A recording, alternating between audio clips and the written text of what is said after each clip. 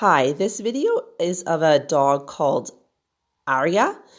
She is a Slohi, which is a North African sighthound. So she's crazy fast and crazy athletic. Anyways, my friend just got her, and she came from a breeder in a kind of on a farm setting. And I guess he had a large litter and he didn't have a lot of opportunity to really get her out and socialize her. When she got her and moved her back into the city, she's been pretty wild with the walking. It's just, I guess she just won't walk on the leash, and she's starting to go to the bathroom in the house. And like every walk is just like such a battle. There's a lot of fear and shutdown and all that stuff going on. So I just got this message from my friend, and she said to me, why are things getting worse with Arya instead of better? So she's kind of shocked. I guess initially it wasn't so bad, but now it's gotten to the point where the dog doesn't even want to leave the apartment. And she said she puts the leash on the dog and the dog rolls on her back, simply refusing to leave the apartment. My answer to that is, and she also said that the doggy treats and rewards that she was using aren't working anymore. I guess she figured that one out, she said. So basically what happened, it sounds like, is initially the dog was kind of a fearful kind of dog, a little uncertain and definitely, adjusting to the change. But when she came into the home with my friend, she didn't feel that sense of confidence from her as a handler. So this is very similar to someone who is riding a horse. And if someone's riding a horse and you're trying to take a horse through a puddle of water or over a jump, if you are not confident and a certain type of personality, the animal often won't go and actually do it. So in this case, it sounds like this is what has happened. The dog has become even more insecure and more fearful now that she is getting settled in with her new family member. So the relationship isn't where it should be right now. It's not ideally what you want. The dog treats were initially kind of exciting to her, maybe something new, but now she just doesn't really care. She's getting worse and more fearful, and when a dog gets worse and more fearful, their nose kind of shuts off to a degree, and they don't care about food as much. So I guess she said that the walk was just terrible. They spent an hour with her, and the dog refused to move a muscle. She was tugging, and the dog was pulling in, or I guess the dog was tugging and pulling away in the opposite direction when she was trying to walk. Basically, like I said, the dog is reading you, and the dog is either going to become more confident with you or it's going to become more insecure with you. So this is largely dependent on the way that you are acting, your actions, your body language, the way you relate to the dog, when you pet the dog, what you do with the dog that is going to make the dog either better or worse. So she felt like she was bribing the dog with treats, but she felt she had no choice when she first got her. And the dog initially, like I said, was good with the treats. So basically with food, it's not that I'm against food for fear issues. It's just that I don't feel that food often gives sort of an organic mindset shift where the animal actually sees things in a different manner. Like years and years ago, I had a dog that I was working with, and I had just started out training, and the dog was really afraid of people. And this other trainer I had talked to about it, I said, should we use food? Should we get the dog to kind of, be more comfortable around people through using food? Yes, it can absolutely work. But this trainer said to me, you know what? I don't want you to just use food and say, people, food, trust. It's also kind of neat when you can kind of shift the mind and get them to say, wow, people, trust. Isn't that a little bit more sort of powerful? People, trust, instead of people, food, trust, right?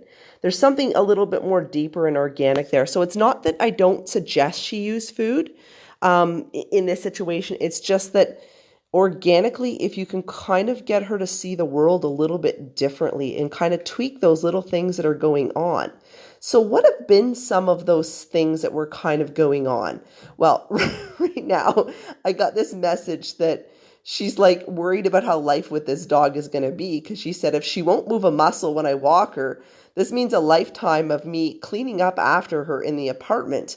Um, anyways, and she said, I want to keep her, but if things don't change for the better in a few weeks, like this is really going to suck because this is going to be my full-time job. So yeah, I can completely understand the frustration there. Like I said, this is all about building confidence. So I had said to my friend, well, this is kind of simple for me. She doesn't trust you as a handler to help her through that. She doesn't trust you as a guide and as a leader. And she said, well, why wouldn't she? Like, I've been confident with her, and whenever she's scared, I pet her. So remember that this animal is not human, right? So any little actions that you make, the animal is very in tune with what happened at that moment, what I was thinking exactly at that moment. So for example, if the dog is scared at that moment and you pet the dog at that moment, the animal's pairing fear with you. You bring fear, right? So it's kind of like, if I have a fear issue and I'm around a friend, and whenever I'm around a friend, my fear issue gets stronger because this person goes, "Oh, yeah, you don't feel good, Nicole. You're worried about flying on that plane. Yeah, there's been a lot of crashes this year. Yeah, it could be really bad." Or, "Oh, yeah, something might happen to you. You got to be careful on that plane ride. I'm going to start to feel a little more fearful of planes. Actually, I am afraid of flying, actually, so I do get fear issues. They make sense to me. I understand what the dog is thinking. So regarding sort of the fear issues here, you don't want to become connected to that fear. So when you do give affection, you want to give affection when that animal has stepped forward. When you give praise or excitement, you want to give excitement and praise when the animal has stepped forward, right? Sort of thing. So she asked why the dog would feel she bails out on her and that she can't trust her. And it's a simple little action that she does. One thing she does, she puts a little bit of leash pressure, just mildly to get the dog to move forward. And, like everyone else does when they're walking the dog. And then the dog just pulls and shakes back. And I saw the video she showed me, and she'll just let the leash go and just kind of cave back too. And so what she does is the dog says, I can't do it. And then she says, oh yeah, you're right. You can't do it. I'm sorry. I should never have asked you, right? So instead, what we want to do is we want to reward the dog with the leash pressure. If the dog makes any type of step forward, you instantly let the leash go. And then you can pair in a little bit of massage if you want on the ear tips, a little bit of praise, a scratch on the front of the chest. But the leash pressure is a communication method as well, right? So there's a few things that are communicating. Anytime you touch an animal in any sort of manner,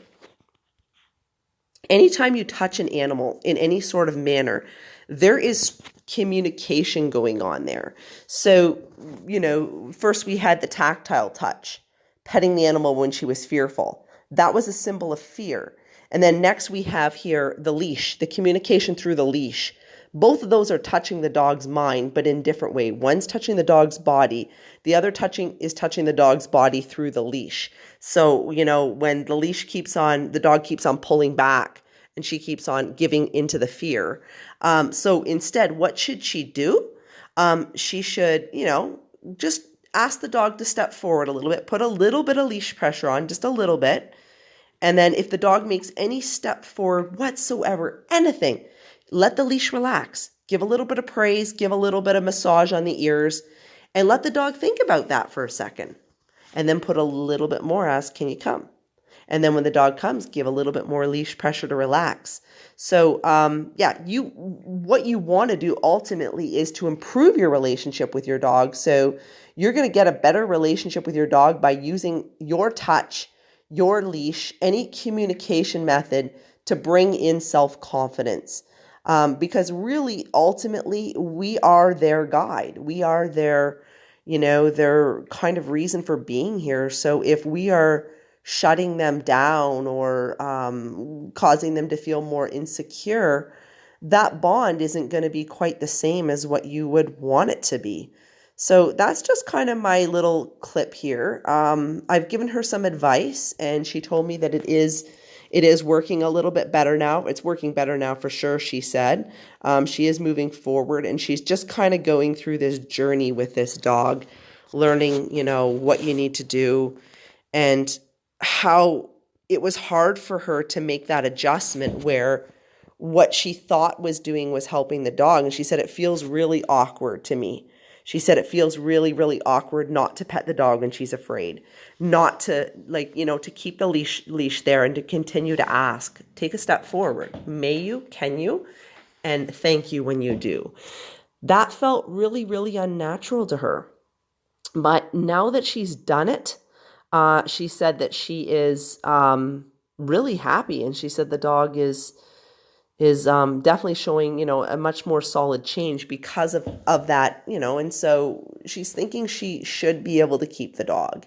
Anyway, so some of these things we just need to think about is how we are communicating with the dog, and are we improving our relationship with them in a manner that we can help them? Because ultimately, like I said, we are their guide into the human world, and they don't always know how to navigate it. The dog grew up in the country. This is weird for her. So she was surrounded by lots of other dogs, running out on the farm. So she probably felt pretty confident being with them. Now her whole safety security is gone. She's gone into the city, and now she's reliant on a human, strictly on a human. So, so you really need to be that guide and what they need to move forward. Anyways, that's just my food for thought. Thank you. Anyone that needs dog training or any help, we are the Packway Dog Training, www.thePackway.com, thepackway.com. Thank you.